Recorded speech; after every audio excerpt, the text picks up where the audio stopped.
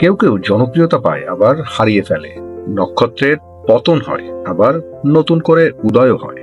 আর সেজন্যই কি এক মহাতারকা নিজের গণ্ডি বদলের মাধ্যমে নিজের জনপ্রিয়তাকে অনন্য এক উচ্চতায় নিয়ে যেতে নেমেছেন মধুর এই প্রতিযোগিতায়। কে সেই মহানায়ক, আর কি প্রতিযোগিতায় বা তিনি নেমেছেন, তাই জানবো আজকের এই প্রতিবেদনে। ফুটবল মাঠ থেকে শুরু তার, এরপর ইউটিউব, প্রসাধনী ব্যবসা থেকে শুরু করে হলিউড মুভি, কি নেই তার চিন্তায়। বলছিলাম রোনালদোর কথা। ফুটবল মাঠের সাফল্যের পর এবার সিনেমার পর্দায়ও নিজের প্রতিভার ছাপ রাখতে যাচ্ছেন পর্তুগিজ ফুটবল তারকা ক্রিস্টিয়ানো রোনালদো। হলিউডের খ্যাতিমান পরিচালক ম্যাথিউ ভনের সঙ্গে যৌথভাবে তিনি প্রতিষ্ঠা করছেন নতুন প্রোডাকশন হাউস ইউআর মার্ভ। এর মাধ্যমে এবার চলচ্চিত্র জগতে পদার্পণ করতে যাচ্ছে এই কিংবদন্তি।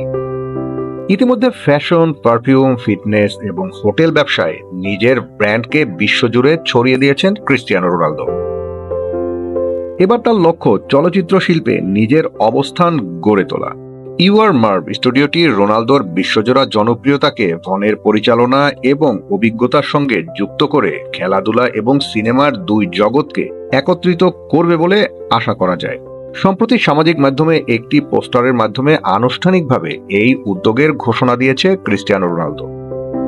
গত বছরই রোনালদো তার নিজস্ব ইউটিউব চ্যানেল চালু করে এবং ঘন্টা খানেকের মধ্যে ইউটিউবের ইতিহাসে সর্বাধিক ভিউ এবং অনুসারীর রেকর্ড ভেঙে ফেলেন তিনি। এবার তিনি বড় পর্দায়ও রেকর্ড ভাঙার স্বপ্ন দেখছেন। এক বিবৃতিতে রোনালদো বলেন, এটি আমার জীবনের একটি রোমাঞ্চকর অধ্যায়। ব্যবসায়িক নতুন উদ্যোগের দিকে তাকিয়ে থাকা এই অধ্যায়টি আমার জন্য অত্যন্ত উত্তেজনাকর। একই বিবৃতিতে ম্যাথিউ ভন বলেন, ক্রিস্টিয়ানো মাঠে এমন সব গল্প তৈরি করেছেন যা আমি কখনোই লিখতে পারতাম না। আমি তার সঙ্গে অনুপ্রেরণাদায়ক সিনেমা তৈরি করতে মুখিয়ে আছি। সে সত্যিকারের একজন superhero. Lock, stock and two smoking ব্যারেলস, X Man, first class এবং কিংসম্যান সিরিজের মতো একাধিক হিট ফ্র্যাঞ্চাইজির পরিচালক ও প্রযোজক হিসেবে পরিচিত ম্যাথিউ ভন।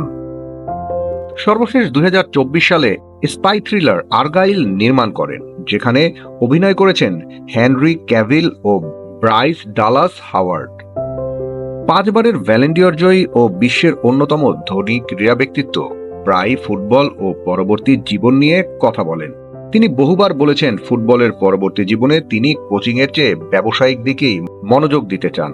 তার এই নতুন স্টুডিও ফুটবল প্রেমী ও চলচ্চিত্র দর্শকদের জন্য বড় কোনো উপহার নিয়ে আসবে কিনা সেটি এখন দেখার অপেক্ষায়। Team sports news desk.